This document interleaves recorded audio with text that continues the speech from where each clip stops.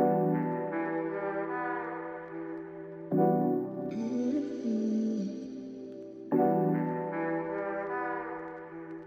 everyone, I'm Jana.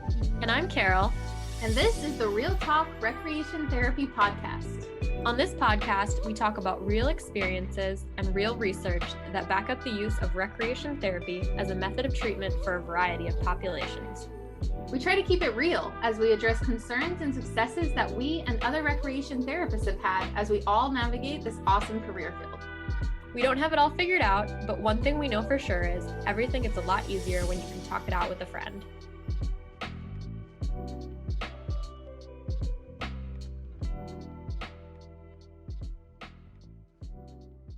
Hey everybody, welcome back to another episode of the Real Talk Recreation Therapy Podcast. We are really excited today to talk to Debbie about grant writing. So Debbie, if you want to just share a little bit about yourself, we'll jump right in. We're excited to go into questions about what grants are and how recreation therapists working in certain fields can have access to grants. So thank you, Debbie, for coming on. Awesome. Thanks so much for having me. By way of introduction, my name is Debbie Addams. I'm currently based in Sacramento, California. I have been a writer ever since I was a small child. I remember going into first grade. I skipped kindergarten and I went into first grade, and I still remember one of my teachers writing something on one of my little journals saying, "Wow, what a great writer's voice." And I kind of kept that with me for my whole life. I got a degree in English teaching with a minor in editing, and then I went on to get a master's in public administration with an emphasis in nonprofit management. So I spent some time teaching English, feeling very frustrated with the public education system and wishing I could make a bigger impact. And so I transitioned into the nonprofit sector. And at that time, and still, I'm a mom to small children. And I didn't feel like I wanted to devote myself full-time into the nonprofit sector. And so I felt like grant writing was a great marriage of my passion for nonprofit work and my skills of writing. So after I finished my master's in public administration, I started doing some volunteer grant writing for a couple of different nonprofit organizations. One that's very, very well established. It's the oldest nonprofit organization in San Francisco, and also some startups. And that gave me a really good introduction to how vastly different grant writing can be depending on the organization that you're working for and depending on what kind of funding you're going after. And that gave me some really good experience. I was also on the board of directors for a national grant making foundation.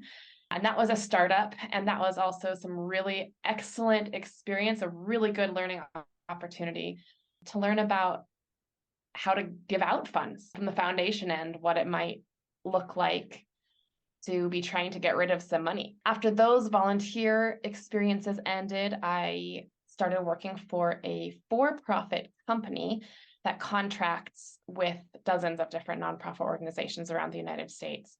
And that company will provide the grant proposals to different nonprofits. And so I'm one of the contract grant writers for that company. So I currently write grants for a huge range of organizations and all kinds of different grant funding.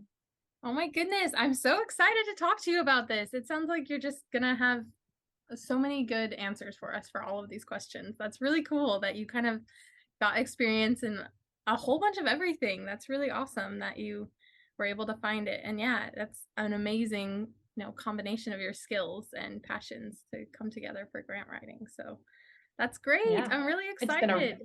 It's been a really good fit for me, and I've learned a lot, and I'm happy to share the little bit that I know. So first off, for our listeners that are trying to figure out this grant thing, I feel like it's a word that's thrown around, but I don't know if you, Carol, received any schooling about grants, but I didn't receive any classes or anything about it. It was just kind of thrown out there every once in a while. I think more in a master's program, maybe we would have received more education on that. Yeah, I think I had a few professors mention grant writing. We maybe even covered it as a single lesson during one of our classes, but it was never in depth. I don't know. I'm not even sure if we had practiced, right? Maybe we practiced writing a grant, but it was not extensive. It's something that I've known in the back of my head that is a possibility for some programs, some rec therapy programs to possibly get funding, but I don't know a whole lot about it. Yeah, so you're going to help us a lot today, Debbie, to kind of shed some light. So first off, for everyone that is listening, what is a grant? What would you, if someone's just wondering what we're talking about? So I think the most straightforward answer for what is a grant would be a grant is a monetary gift that does not need to be paid back. However, grants can be a lot more nuanced than that. I don't think that there is a one-size-fits-all answer for what a grant is. Grants typically originate from a variety of sources. They can come from local, state, or federal governments. They can come from corporations or corporate giving programs. They can come from philanthropic foundations or family foundations. And grants really vary extremely widely in a lot of different ways. So they vary in terms of eligibility and who is eligible to apply, what the application process might look like, the grant size, the amount of money that is provided in a grant, what restrictions might be, and what reporting requirements there are. So there is no one-size-fits-all approach for what a grant looks like or how it acts or how to get one. So yes, it is money. It's not a loan. It does not need to be paid back. But other than that, it's going to be very, very different depending on what type of grant you're going after. It's like there's organizations that are like working for a cause, and then there's organizations that want to like support them working for a cause, whether it's government or corporations. And so a grant is a way for the guys with the money or with the ability to help these people and the people that want the help to say, hey, we do this thing that you value, can you help us? And they say, yeah, here's money, that kind of thing, right? Yes, and every funder has different motivations. And I think that's an interesting distinction to make because a philanthropic foundation might have a good cause. They might say, hey, we really care about childhood diseases, or we really care about funding kids with cancer, or we might really care about preventing recidivism. And so they have a lot of money and they want to fund programs that are working in the same mission that they have. But that's very different from corporate giving programs, where corporate giving programs have a lot of money and they want to give it out so that their company looks good. They want to give it out so that they can put out a press release saying we donated X million dollars toward whatever funds. And governments also have a very different motivation where their grant making might be just to support the legislation that has been put forth. So Senate or some legislative body might pass a law saying that, or they might support a budget providing X number of billions of dollars to a certain purpose according to legislation. And then the grant making program is to support those dollars and can help allocate the funding, the taxpayer funding for whatever organizations there are. So, and family foundations might just be a rich grandma has lots of money and says, hey, I want to give this out to somebody who is worthy. And they might not have any other stipulations. They might not have any focus area. They might not have a specific mission they're going for. So every single funder is going to be so different and have different missions, different purposes, and different ways of getting that money out. I suppose it would be good for the people that are pursuing grants to kind of know what the motivations of the grantors. Absolutely. Yes. For example, if you're going for corporate funding from, let's say, Larabar, they're a big company and maybe their funding is all about health. And maybe your organization is providing recreational therapy. It might be a fit, it might not be, but in your proposal, you're going to want to tell them why you are going to make them look good. You're going to tell them why your organization is directly aligned with their purpose. And usually the corporate giving grant applications have questions like, how are we going to get a kickback? So you have to say, we're going to put your logo on our website. We're going to put your brand on our t-shirts. And when we run a race, we're going to make sure that you are on the back of that merchandise that we give out. And that's very different from, say, a federal grant. Sure. Okay. So I was going to ask who's eligible to receive a grant, but I think that is a very broad question to ask. Yeah, that is a broad question, but there are certain distinctions and certain patterns, I guess you could say. So yes, every single grant is going to be different. And I think every question you ask me, there is going to be this caveat of, well, it depends. It depends on what grant you're going for. But generally, a lot of grants are looking for a certain qualifications. Usually, most grants are only going to go toward 501c3 organizations that are registered with the IRS that way. Now, that might not always be the case. Sometimes there are individuals who receive grants. Sometimes businesses can receive grants, but they're going to be a little bit more niche, and you're going to have to search specifically for business grants or individual grants. But they are out there. But usually, it's grants are for 501c3 organizations. Usually, they want to see a track record. Usually they want to see that they have their 990 tax forms already filed with the IRS. And then, of course, every grant has different eligibility requirements too. So some might say, I will only fund organizations that are doing work in Texas. Or they might say, well, you have to be within the United States. Or they might say, only in this one unique community. Or maybe they're going to say, I will only fund organizations providing services to children ages 3 through 12. So it's really important when you're going for a grant that you read all of their guidelines and all of their eligibility to make sure that your program is aligned with what they're looking for. So then my next question for that is, how do you even find grants that you might be eligible for? Is there a streamlined way to search for them, or how does anyone go about finding these sources? That's an excellent question. And that's the biggest first step you can make, right? I guess I should say that's the second step, but we'll get to the first step later on. But to find a grant, you can just do a Google search, but that's probably not going to show you very many good results. What I would recommend is if you're going for a lot of different grant funding, you're going to need probably an account with a grant database. So there's a few different grant databases out there, and I can give you the names of them and the links to them so that you can put it in the show notes later. The major databases that I look through are Foundation Directory Online, powered by Candid, GrantWatch, and GrantStation.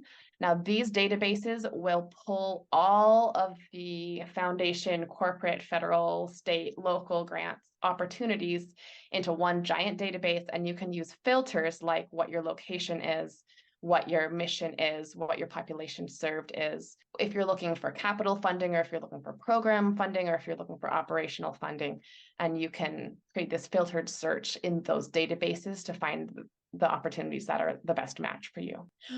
There's so many other ways to do that. So that's if you're doing like a cold search online, that's the way to do it online. But a lot of funding can also come by word of mouth. So maybe you have a friend who works for Walmart, or maybe you have a friend that works for Barnes and Noble, and they have corporate giving programs. And so you can say, hey, do you have an in with the manager or with a grant manager? And you can ask for a local giving program, or you can go to your local government and say, what opportunities are there for funding local programs like this? So you can also do it by word of mouth, and relationships are huge. It's so important to build a personal relationship between the program being funded and the funder. That makes a lot of sense. So you said that it's monetary, right? So if you go to a company and they're like, oh, Home Depot will give you like so much stuff to build this thing, that's not considered a grant, right? It's like if they're giving money to it. That is a very good question. And there are in-kind grants. So if you go to these grant databases and you search for grants, it is possible that you'll find some grant opportunities that provide in-kind services or goods. Interesting. Okay, that's and cool. In-kind just means that there's like a physical thing that they're giving you rather than money. Yeah. Mm-hmm. Very cool. Okay. So I know like Sony will give in-kind grants for like TV screens or whatever. Sure. So if an organization is looking to hire a grant writer, someone like you, I guess, are there certain requirements that they have to, what should they look for, I guess, in trying to find a grant writer? Like what is a good resume for a grant writer? Are there certain requirements? Like, do you have certain certifications that you have to have? That's a great question. There are certifications out there. There are training programs that you can go through. And I know that my experience in my master's program, I took a grant writing course in my MPA program, and that was a really big help to me as I was getting started. But honestly, I would say experience means more than the titles for a grant writer. And experience can mean a few different things. It can mean the number of years that you've worked, but also if you are a niche, say an equine therapist, and you want a grant writer, you might want somebody who has some background with horses. You might want somebody who knows how to write about that program. You might not want to go for a grant writer who has only ever worked in hospitals. So you're going to want some experience, hopefully in the area that you are working, in the field that you're working. And then also someone who has some history with actually writing grants, right? You probably would want to get some writing samples. On a resume, you would want to see that they have done grant writing work before.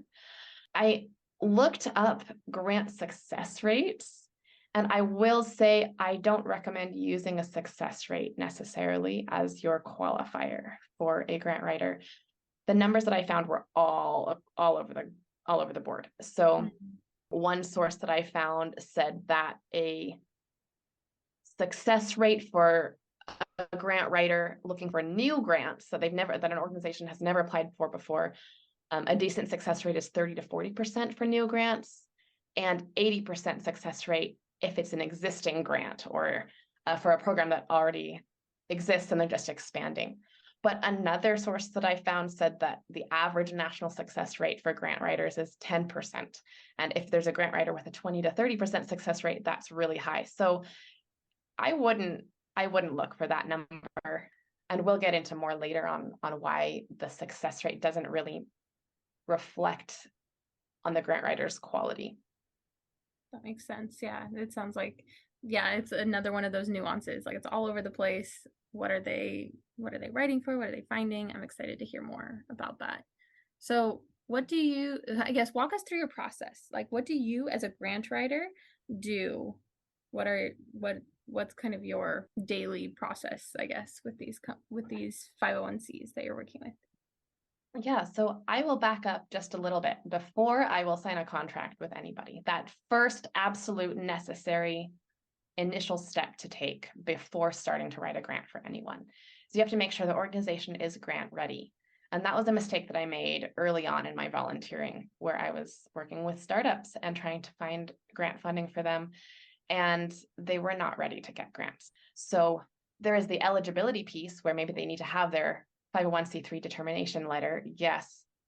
But as hard as it is to get a 501(c)(3) letter, that doesn't mean that you are a credible organization. Most funders are going to want to look for a track record of success. Most funders are going to want to look and make sure that the staff in your program are well qualified and have some longevity, which is really hard for startups to prove.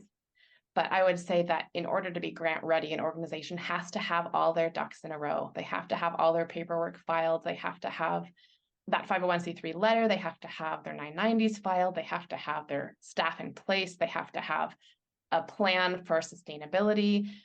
And if those things aren't met, then it's going to be really hard to get the first funders on board.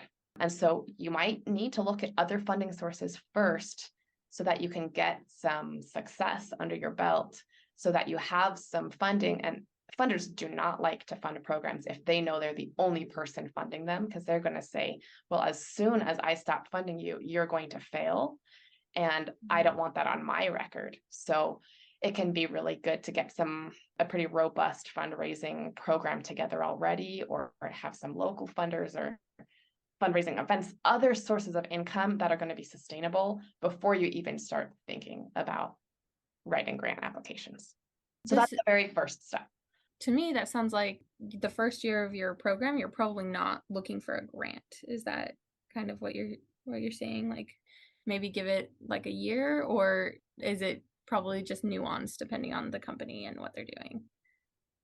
Yeah, it's hard to give a straightforward answer. Once again, some organizations can hit the ground running and have a lot of great funding come in right from the start and start getting grants right away. And there are some grants, although they're relatively rare, that are looking for startups.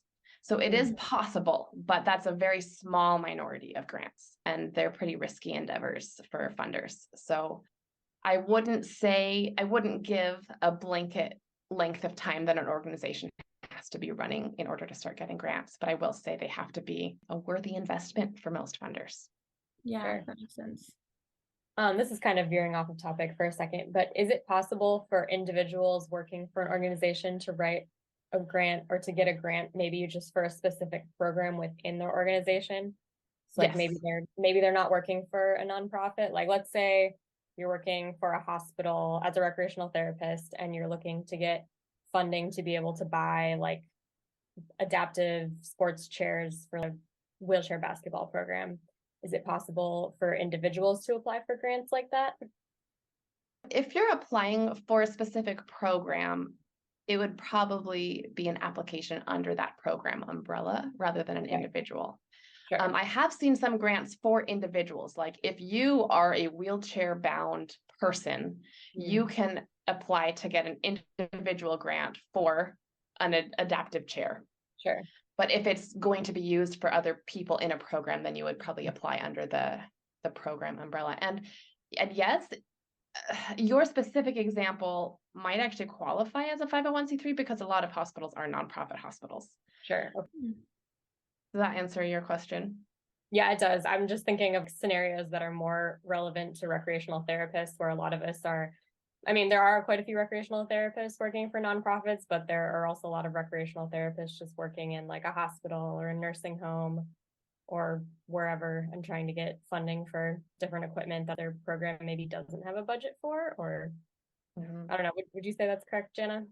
Yeah, definitely. There's several. What about like a city program? Can city programs get grants and stuff? Like, because they're you just have to read those guidelines really carefully. And when you do a search in a database or something, you'll have to specify if you're a 501c3 or a corporation. It is possible to get funding for these other types of organizations that you're talking about. Cool. Sure. Yay. That's good. Okay, so we talked about just verifying that the organization that you're writing a grant for has all their ducks in a row, is ready to apply for grants. If they are, what's the next step in the grant writing process? Yeah, you'll want to make sure that everyone in the organization is on board, that if you have a development team, that they are involved in the decision-making process, that the board is involved, the board of directors, that program staff are on board. And you want to make sure that you have a strategy in mind, like a fundraising strategy, and you know what your program's going for, what your mission is. And if that, I mean, that's all part of being grant ready, I suppose. But then after that, that's when you would start looking for grant opportunities using a web search or a database search or word of mouth. In addition to the databases, one really effective way to find funders is to search for similar organizations. So if you are an adaptive sports program, then you might want, if you work for an adaptive sports program, then you might want to search for other adaptive sports programs, either in your area or across the nation. You'll go to their website and you're going to look for their list of sponsors and their list of supporters and their list of donors. And then you're going to go down the list and search all of their websites and reach out and call them or send emails to them and say, hey, I saw that you support X organization. I also do a similar job, or my program is similar in this way. How can we get started working together? Find people that have already said yes to other people. That's great. Yeah, absolutely. After you find some potential opportunities, you're going to want to, again, make sure that all those guidelines are met. And then you can start tracking. You can put it on I usually put it together in a grant calendar. So I'll list all the potential funders and the amount that they're going to fund for, what their guidelines are, what their deadlines are. And then I'll work through that calendar in order of deadline or in order of how much money usually they're going to offer. And then I just start drafting the proposals. I'll read through all their questions and draft an application.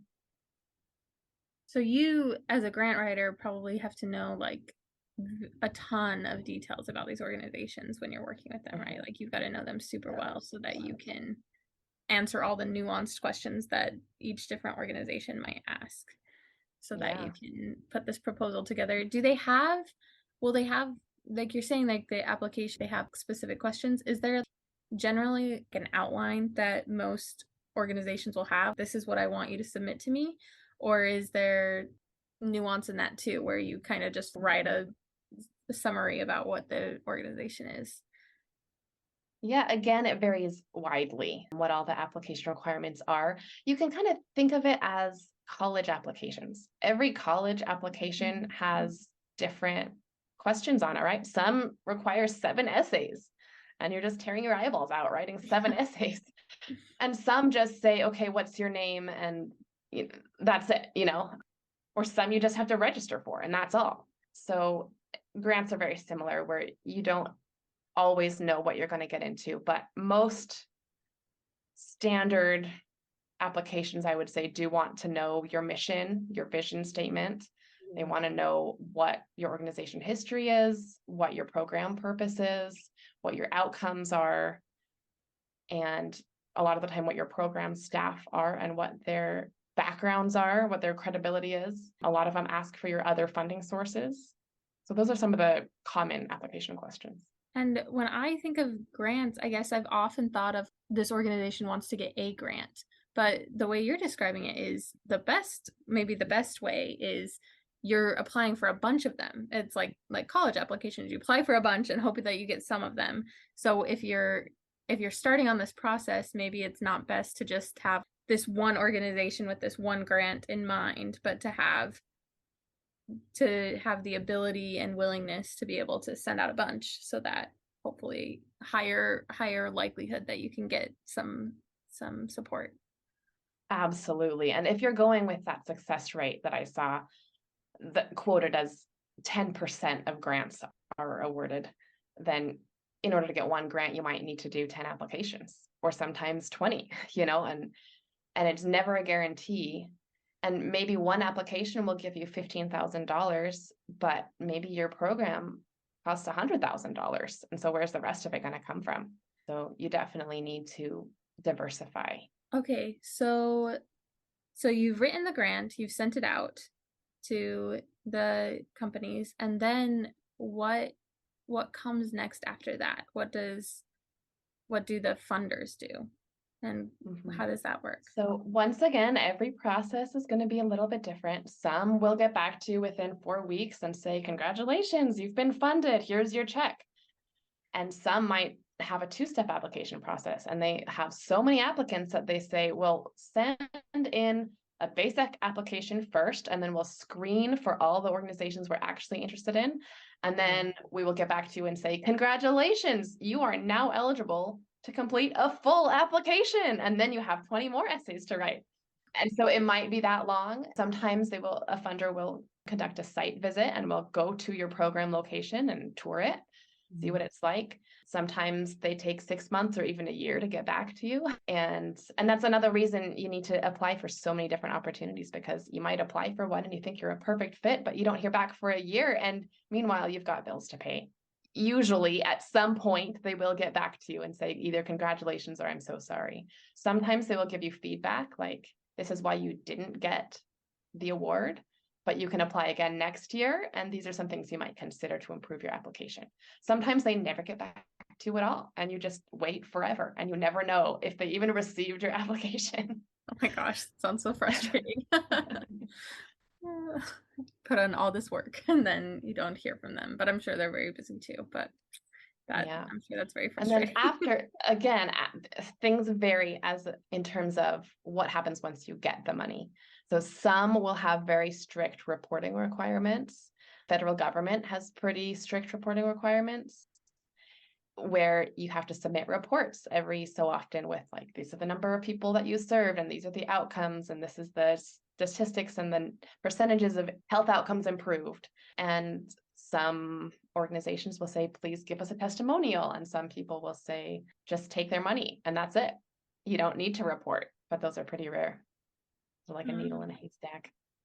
Yeah. Okay. Yeah. That makes sense that they're all, so like accountability is all nuanced and expiration date. You have to use this money by a certain time. Like that could vary from organization to organization. When you're, again, like relating this back to recreation therapy, for programs like this that you have worked with, programs working with people with disabilities, that kind of thing, do you feel like it's better to go for one certain type of grant than another? Like, is it better, is federal easier, is corporation easier, or it's not, or is one more reliable than another, or there's not really a pattern? I would say that foundation and corporate gifts or grants are usually more straightforward to apply for than government grants. And usually foundation grants and corporate grants will be smaller. The big numbers, hundreds of thousands of dollars or millions of dollars of grants are generally given by governments, but those applications can be exceptionally painful. They can take 15 to 20 hours to draft. A lot of them will say, you may not submit a proposal longer than 56 pages. Oh my gosh. But then up to 56 pages is normal, So I would say that is a pattern where the government grants are typically more intensive to apply for and can give a bigger payout. But then you also have to recognize that you're probably going to have more stringent reporting requirements. So you have to be prepared for that on the management end after you get the money too.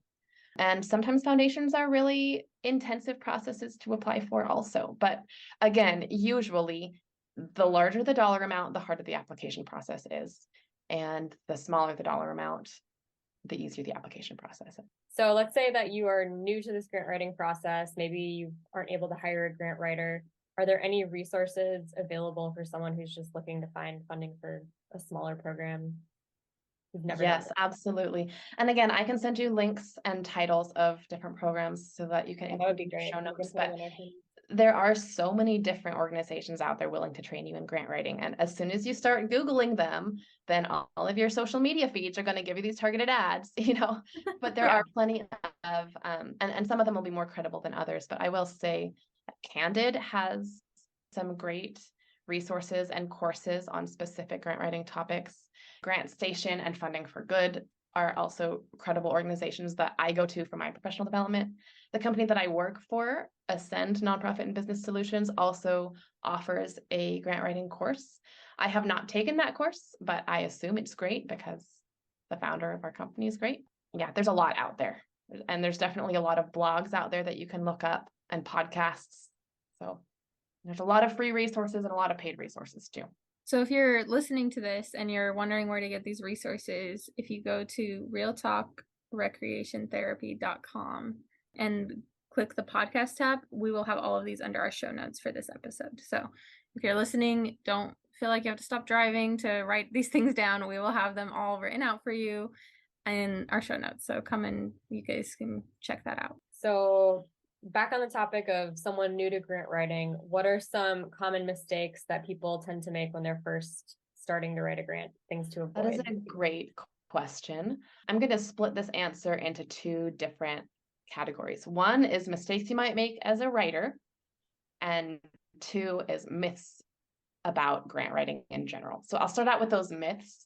And we've kind of gone over some of these already, but the first myth I would say is that grant writing is the only or the best source of income. You might start an organization or start up a program and say, all right, now it's time to get funding. So I'm going to go write a grant. But like I said, grants are kind of a long range goal where you might apply for a grant, but it'll take months to get the funding. And you might not have a good fit. So grant writing is definitely an important piece to a lot of different income streams, but you want to diversify your funding portfolio, and it's definitely not the only place you should go. A second myth is that grant writing is free money. Grants are free money, but if you take into consideration the amount of time that you have to take to find the grant, to write the grant, to manage the grant, it might not be worth it to pursue a particular grant. A third myth is that a good grant writer will make or break your fundraising plan. And I will say that when I first started grant writing, I kind of thought, hey, if I'm a great writer, then my grants are going to get funded. But I had to learn very quickly not to take success personally, because funders don't care who the person is behind the grant writer, behind the grant. What they care is if the program is credible, if it's sustainable, if it's doing good work, if it's evidence-based. And I don't have control over any of those things as a grant writer. So if I have beautiful language and I've crafted this amazing prose, it really doesn't matter if they're spending 90% of their funding on the executive director's salary. It really doesn't matter if I write beautiful writing and they serve 2 people a year. So grant writing is important, but having your program in place is much more important. You don't have to be a trained grant writer in order to make your program sing on paper. If you're really, really passionate about it and have passable grammar and can put some thoughts down in a legible way, then that goes really far too. So those are some myths. Then mistakes you might make as a starting out grant writer is to apply for just any grant that you see. And I think in the course of this conversation, I've said over and over and over that grants are so different. You have to find the grant that fits your program. I can't stress enough how important the fit is, because if a funder is looking for something that is not your organization, don't try for it. It doesn't matter. It makes me think of applying for jobs where you could apply to every single job out there, but you probably aren't qualified for, most of them. It's very niche into like what application is worth your time applying for, if you're actually going to be qualified for it or not.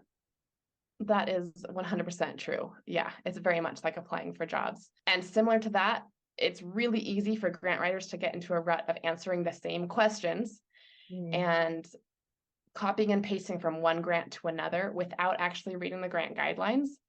And that is a huge red flag. And I've seen grants submitted with answers to a question that have nothing to do with the question. And it's like, you can't do this. It doesn't, they're looking for specific things. And if you're not answering, then how do they know if you're a good fit? Another mistake that organizations or program managers might make is applying for grants at the wrong time in their developmental stage. So what I was saying, if you're too early of a program, it's just a startup and you're applying for funding for an established program, it's not going to go well for you. And then the final mistake that I thought of is that it's really common for organizations or programs to chase funding that might be really similar to what you're doing, but not precisely what you're doing. And then you have to deliver. If you get the funding, you have to deliver it. And so you might start getting some mission drift. You might start your organization saying, hey, I'm going to do adaptive sports for these kids. But then funders really want to make sure that they're also being fed while they're in the program. And so then you start providing food and nutrition, and that's not at all what you started out as. Pigeonholing yourself into one thing that was maybe not your initial goal.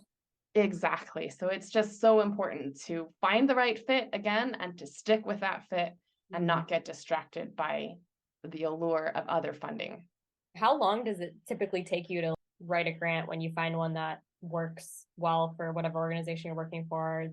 It seems like a good fit. Like, how much time do you put into each individual grant? The more straightforward grants, including various drafts and revisions, might be anywhere between 3 hours for an initial draft up to 5 to 10 hours, including all the revisions. The more complicated ones, especially the federal government ones, will take 10 to 15 hours for an initial draft sometimes, and it just goes up from there. Do you have any advice for new grant writers on having like your grant, would it be a proposal, grant application being edited by someone? If you've never done it before, is there any advice for having someone look it over before you submit it to make sure you haven't answered a question incorrectly? Or Yeah, so you want to go at that in a number of different ways. You would probably want to have somebody review it who knows the funder's guidelines, or at least provide those guidelines for them and say, can you check this to make sure that my writing answers these questions and fits the guidelines? That's huge. You want to probably have someone who has decent grammar to look it over and say, hey, can you make sure my sentences make sense?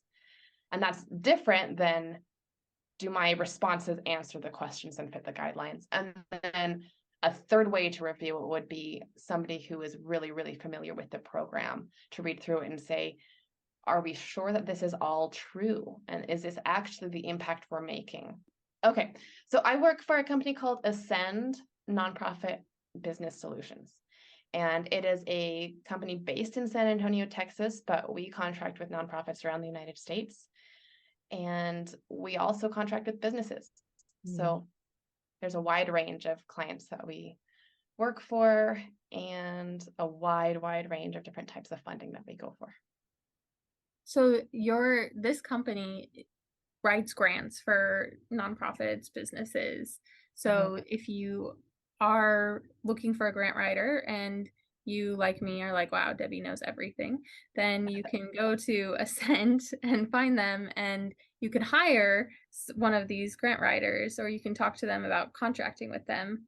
And someone like you can work with the companies to kind of take care of this piece for them, or like work with them to take care of this piece, because obviously there's going to be a lot of collaboration. Yeah, I will say you can hire a grant writer on a contract basis using a website like Upwork or Fiverr, but one of those organizations, and you can hire them on a case-by-case basis. And that might be cheaper than working through a company.